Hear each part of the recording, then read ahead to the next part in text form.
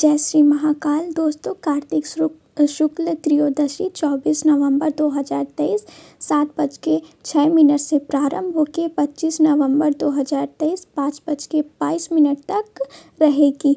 प्रदोष व्रत कथा की विधि और कथा मैं दोनों ही आप लोगों को बताने वाली हूँ इस वीडियो में।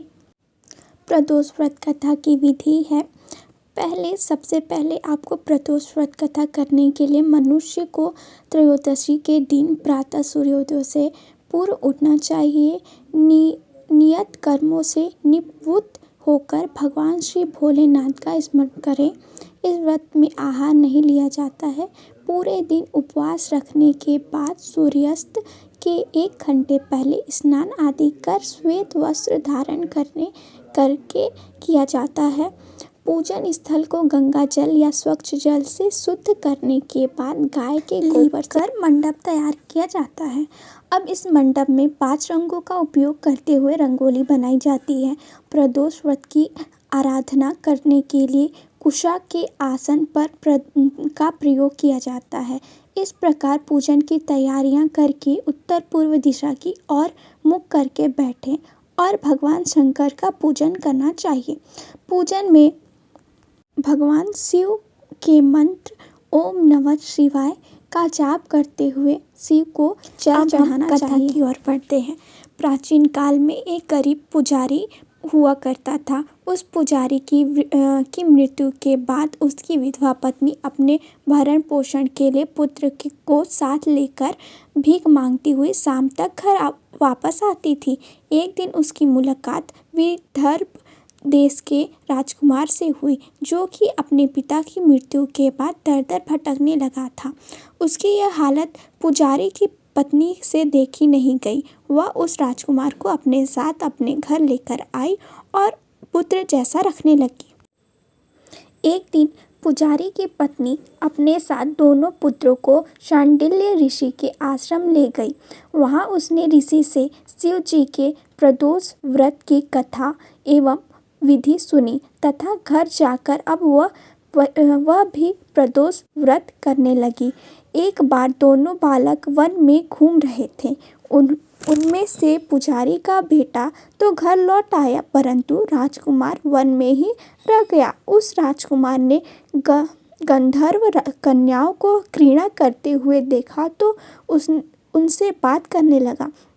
उस कन्या का नाम अशुमति था। उस दिन वह राजकुमार घर देर से लौटा।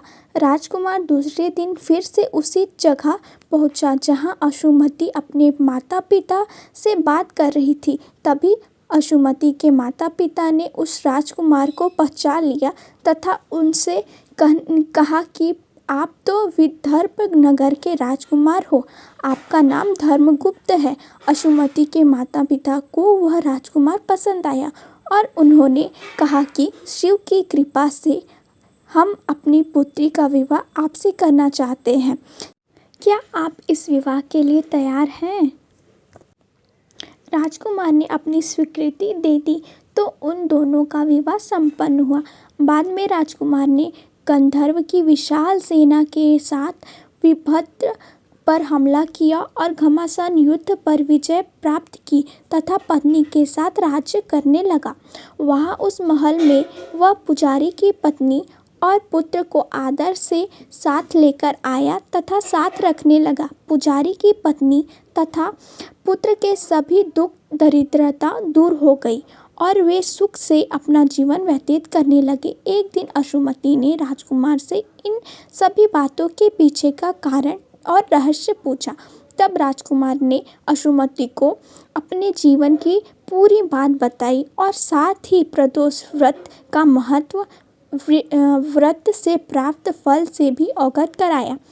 उस दिन से प्रदोष व्रत की प्रतिष्ठा व महत्व बढ़ गया तथा मान्यता अनुसार लोग यह व्रत करने लगे। कई जगहों पर अपनी श्रद्धा के साथ स्त्री पुरुष दोनों ही यह व्रत करते हैं।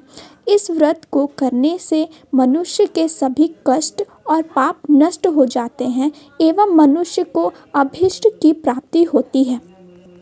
बोलिए शंकर पार्वती जी की जय।